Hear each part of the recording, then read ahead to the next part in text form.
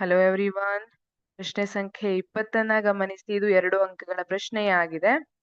ವಿಲೀನತೆ, ದ್ರವನ ಬಿಂದು, ಭೌತ ಸ್ಥಿತಿ ಮತ್ತು ವಿದ್ಯುತ್ ವಾಹಕತೆಗೆ ಸಂಬಂಧಿಸಿದಂತೆ ಅಯಾನಿಕ್ ಸಂಯುಕ್ತಗಳ ಗುಣಗಳನ್ನು ಬರೆಯಿರಿ. ಅಯಾನಿಕ್ ಸಂಯುಕ್ತಗಳು ಅಂದ್ರೆ ಈಗ ಸಂಯುಕ್ತ ಅಯಾನಿಕ್ ಬಂಧದಿಂದ ಉಂಟಾಗಿದೆ. ಆ ಸಂದರ್ಭದಲ್ಲಿ ಅದನ್ನ ಅಯಾನಿಕ್ ಸಂಯುಕ್ತ ಅಂತ ಕರಿತೀವಿ.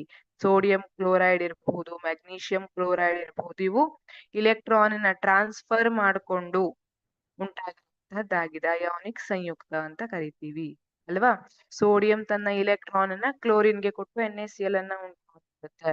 ಮೆಗ್ನೀಷಿಯಂ ಕೂಡ ತನ್ನ 2 ಇಲೆಕ್ಟ್ರಾನ್ ಅನ್ನ 2 ಕ್ಲೋರಿನ್ ಆಟಮ್ ಗೆ ಕೊಟ್ಟುಕೊಂಡು ಅಲ್ಲಿ ಸಂಯುಕ್ತವನ್ನ ಉಂಟು ಮಾಡುತ್ತೆ. ಹಾಗಿದ್ರೆ ಇವುಗಳ ವಿಲೀನತೆ, ದ್ರವನ ಬಿಂದು, ಭೌತ ಸ್ಥಿತಿ ಮತ್ತು ವಿದ್ಯುತ್ ವಾಹಕತೆಗೆ ಸಂಬಂಧಿಸಿದಂತೆ ಅವುಗಳ ಗುಣಗಳನ್ನ ಬರೀಲಿಕ್ಕೆ ಹೇಳಿದ್ದಾರೆ. ವಿಲೀನತೆ, ಈಗ ನೀವು ಮನೆಯಲ್ಲಿ ಉಪ್ಪನ್ನ ಉಪಯೋಗಿಸ್ತೀರಲ್ಲ, ಅದು ಕೂಡ ಅಯಾನಿಕ್ ಸಂಯುಕ್ತಕ್ಕೆ ಒಂದು ಉದಾಹರಣೆ. ಅದನ್ನ ಇಟ್ಕೊಂಡೆ ನಾವೆಲ್ಲದನ್ನು ಮಾಡ್ತಾ ಹೋಗೋಣ. ಈಗ ಇದನ್ನ ನೀರಿನಲ್ಲಿ ಹಾಕಿದಾಗ ಕರಗ್ತದ?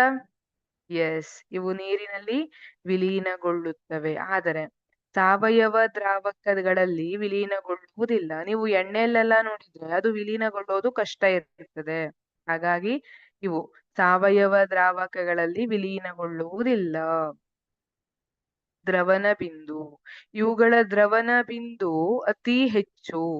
ಅಂದ್ರೆ ಈಗ ನೀವು ಎಷ್ಟೇ ಅದನ್ನ ಕಾಸಿದ್ರು ಅದು ಅಷ್ಟು ಬೇಗ ದ್ರವನಗೊಳ್ಳೋದಿಲ್ಲ, ದ್ರವವಾಗಿ ಬದಲಾಗೋದಿಲ್ಲ. ಘನದಿಂದ ದ್ರವವಾಗಿ ಬದಲಾಗೋದಿಲ್ಲ, ಬಹಳಷ್ಟು ತಾಪಮಾನ ಅದಕ್ಕೆ ಬೇಕಾಗ್ತದೆ.